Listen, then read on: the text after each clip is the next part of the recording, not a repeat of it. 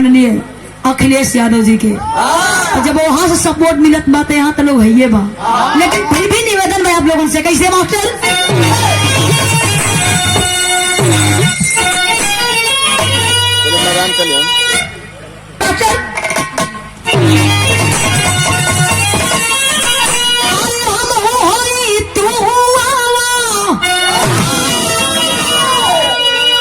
आप लोग बानी साथ में ना, तो एक बार हाथ उठा के सारा करी के साथ है जा।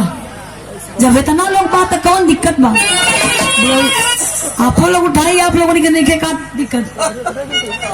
इस सरकार में आके सबे को जान गई, बुझा गई सबके। कैसे मास्टर?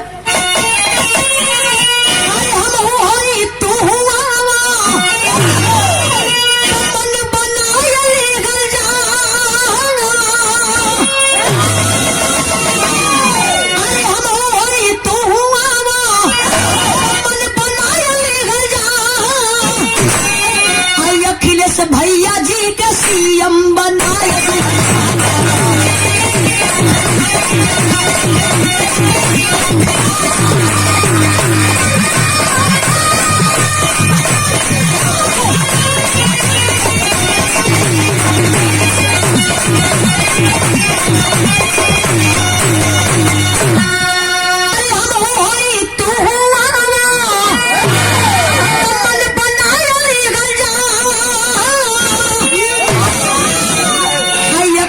भैया जी के सीएम बनाए।